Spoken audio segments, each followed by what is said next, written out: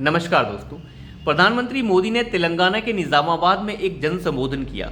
उस जन संबोधन में उन्होंने कुछ ऐसी बातें कह दी जिसके बाद तेलंगाना की राजनीति में मानो भूचाल सा आ गया हो। प्रधानमंत्री मोदी ने यह कहा कि के चंद्रशेखर राव जो तेलंगाना के मुख्यमंत्री हैं वो कुछ समय पहले उनके पास आए थे और उन्होंने कुछ प्रस्ताव उनके सामने रखे थे। उन्होंने बताया कि के चंद्रशेखर राव ने उनसे कहा कि वो अपने राजपाट को अपने बेटे को सौंपना चाहते हैं और राज्य की राजनीति से बाहर आना चाहते हैं। प्रधानमंत्री ने कहा कि मैं उनकी बात सुनता रहा और उसके बाद मैंने उन्हें जवाब दिया कि आपके पास कोई अधिकार नहीं है कि आप अपने राज्य की राजनीति का पूरा पार्ट सौंप कर अपने बेटे को आए। कहने का मतलब अपना का पूरा जो सत्ता है उसे बेटे को आप सौंपना चाहते हैं, इसका आपके पास कोई अधिकार नहीं है, क्योंकि ये एक देश है जहाँ पे राजनेता चुने जाते हैं जनता द्वारा और जनता ये तय करती है कि राजनीति का जो नेता है वो किसे बनाना है, ना कि आप ये तय कर सकते हैं कि आपको किसे नेता बनाना है। उसके बाद उन्होंने बताया कि चंद्रशेखर राव ने उनके पास एक प्रस्ताव रखा कि वो भारतीय जनता पार्टी में शामिल होना चाहते हैं और आप उन्हें भारतीय जनता पार्टी में शामिल कर लें। लेकिन प्रधानमंत्री मोदी ने कहा कि हम जो है ये बिल्कुल नहीं चाहते, हम आपके साथ नहीं आ सकते। ऐसा इसलिए है क्योंकि आपको पता ही होगा, ग्रेटर जो हैदराबाद है उसके जब म्युनिसिपल के चुनाव हो रहे थे उस समय 2020 में तेलंगाना जो राष्ट्र समिति है, जो अब भारत राष्ट्र समिति बन चुकी है, उसे भारी नुकसान हुआ था। 2020 से पहले बीआरएस के लगभग 99 सीटों के आसपास सीटें थी, जिसकी वजह से उसने सरकार अपनी चला रखी थी ग्रेटर हैदराबाद के म्युनिसिपल में। अब म्युनिसिपल कॉरपोरेशन में वो अपना सत्ता चला रहे थे, लेकिन जब 2020 में चुनाव हुए तो भारतीय जनता पार्टी की सीटें 4 से बढ़कर 48 के आसपास सीटें हो गई। 48 या 46 नंबर है एग्जैक्ट, 48-46 सीटें हो गई और भारतीय राष्ट्र समिति जो है उसकी सीटें घटकर 66 रह गई। और ये तेलंगाना के मुख्यमंत्री के लिए कोई छोटा मोटा धक्का नहीं था। इसके बाद उनको समर्थन की जरूरत थी। समर्थन के लिए उन्होंने भारतीय जनता पार्टी से बात की, लेकिन प्रधानमंत्री मोदी ने इस बात से मानने के लिए मना कर दिया। उन्होंने कहा कि ये जनादेश जो मिला है, हमें ये जनादेश मिला है तेलंगाना के लोगों का और उन्होंने आपकी सीटें काटकर हमें दी हैं, इसका मतलब हम आपके साथ नहीं आ सकते। हमने आपकी सीटें काटकर सीटें जीती हैं, इसलिए ये जनादेश जो है आपके साथ आने के लिए हमें नहीं मिला है। इसके बाद के चंद्रशेखर राव की काफ़ी खटपट भी हुई। उसके बाद उन्होंने अपनी जो ग्रेटर हैदराबाद में म्युनिसिपल कॉरपोरेशन में सरकार अपनी चलाने के लिए वहाँ पे उन्होंने असुद्दीन ओवैसी की पार्टी के साथ गठबंधन कर लिया और उसके बाद उन्होंने वहाँ पे जो है अपना सत्ता अब वो चला ही रहे हैं म्युनिसिपल कॉरपोरेशन में। लेकिन इसके बाद जो है भारतीय राष्ट्र समिति के बीच में काफ़ी ज़्यादा जो दूरियाँ हैं और भाजपा में देखने को मिली हैं।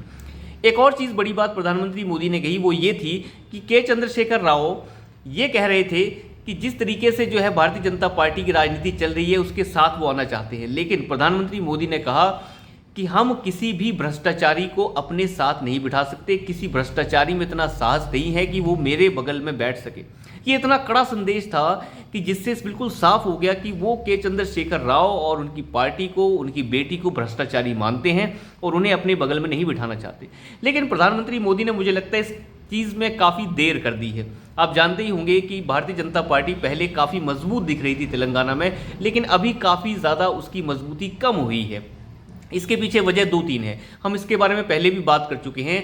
तेलंगाना की राजनीति में जितना बड़ा रोल प्ले हो रहा था, वो सारा का सारा जो रोल था वो हो रहा था बांदी संजय कुमार की वजह से। लेकिन बांदी संजय कुमार को उनके अध्यक्ष पद से, जो अध्यक्ष पद पे वो मौजूद थे, भारतीय जनता पार्टी के अध्यक्ष वो वहाँ पे थे स्टेट में, लेकिन उन्हें जो है भारतीय जनता पार्टी ने अध्यक्ष पद से कुछ दिन पहले हटा दिया। भारतीय जनता पार्टी का ये जो कदम था ये बहुत ही घातक कदम था और ये उन्होंने क्यों लिया इसके बारे में सब लोग जानते ही हैं कि किस तरीके से जो है भारतीय जनता पार्टी तेलंगाना में कमज़ोर हुई और बांदी संजय कुमार को हटाने की वजह से युवा कितना नाराज़ हुआ है, इसका हिसाब लगा पाना बहुत मुश्किल है। अब बांदी संजय कुमार को उसके बाद ये कहा गया कि इन्हें जो है प्रमोशन दिया जा रहा है और कि राष्ट्र की राजनीति में इन्हें लाया जा रहा है, लेकिन मैं मानता हूँ कि राष्ट्र की राजनीति से बेहतर की बात करूँ तो बांदी संजय कुमार तेलंगाना की राजनीति के लिए सबसे सूटेबल थे और वो के चंद्रशेखर राव को अटैक करने में सबसे बेहतरीन नेता साबित हो रहे थे। लेकिन भारतीय जनता पार्टी ने उन्हें हटा दिया और उसका घाटा अभी भारतीय जनता पार्टी सह रही है। और कुछ सवाल और भी थे। के चंद्रशेखर राव की बेटी के कविता राव, जो पहले ही दिल्ली के शराब घोटाले में फंसी हुई हैं, दिल्ली की आबकारी नीति को फ्रेम करने में उनका हाथ पाया गया है और ईडी कई बार उनसे पूछताछ कर चुकी है, लेकिन अभी तक कोई खास कार्रवाई नहीं हुई है। भारतीय जनता पार्टी की तेलंगाना की इकाई कई दिनों से मांग कर रही थी कि कविता के खिलाफ कोई सख्त एक्शन लिया जाए, लेकिन भारतीय जनता पार्टी की तरफ से इसके बारे में कोई रुख अपना साफ नहीं किया गया। इसके बाद से ये संशय लगाए जा रहे थे कि तेलंगाना की राजनीति में और भारतीय जनता पार्टी के बीच में, केसीआर के बीच में कोई ना कोई सेटिंग तो हो गई है, और सभी लोग यही कह रहे थे। लेकिन अब ये इतने दिनों के बाद सेटिंग लगता है टूट सी गई है, और प्रधानमंत्री मोदी ने डायरेक्ट केसीआर के ऊपर जो अटैक किया है, इससे तो साफ लगता है कि जो सेटिंग है बीआरएस के बीच में और प्रधानमंत्री के बीच में वो पूरी तरीके से टूट गई है, क्योंकि डायरेक्टली प्रधानमंत्री मोदी ने केसीआर और उनकी बेटी को एक तरीके से भ्रष्टाचारी बता दिया है। लेकिन मुझे लगता है कि ये बहुत देरी हो गई है। बांदी संजय कुमार को हटाना, उसके बाद जो है अपनी स्थानीय इकाई है भारतीय जनता पार्टी की तेलंगाना की, उसे नाराज़ करना, ये सब चीज़ें जो है भाजपा के लिए बहुत घातक साबित हुई हैं।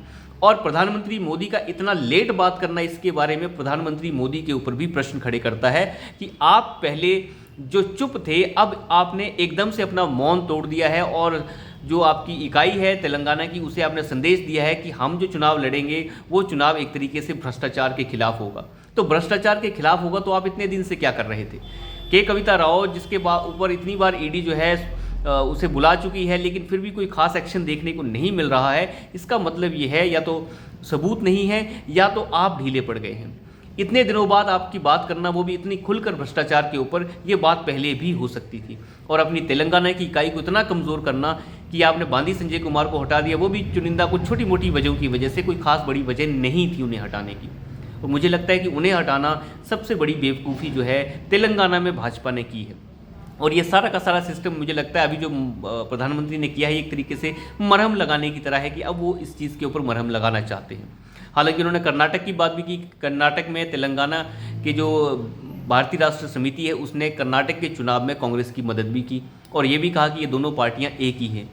खैर, ये सब एक है नहीं है वो तो एक पॉलिटिकल बात हो गई, लेकिन कुल मिला के ये है कि आपने जो है काफ़ी देरी की है बीआरएस को अटैक करने में। ये अटैक पहले हो जाना चाहिए था। चुनाव के नज़दीक आते ही ये अटैक किया जा रहा है, जो एक तरीके से पॉलिटिकल अटैक की तरह लगता है। हालांकि पॉलिटिकल अटैक होते भी हैं चुनाव में, लेकिन मुझे लगता है भ्रष्टाचार के मामले में पॉलिटिक्स से थोड़ा सा हटकर, बिना किसी समय को देखकर भी कुछ करना चाहिए। हालांकि जिस तरीके से अन्नामलाई को आगे किया गया है, उसी तरीके से मुझे लगता है बांदी संजय कुमार भी अन्नामलाई की तरह साबित हो सकते थे। तो अभी के लिए इतना ही। धन्यवाद।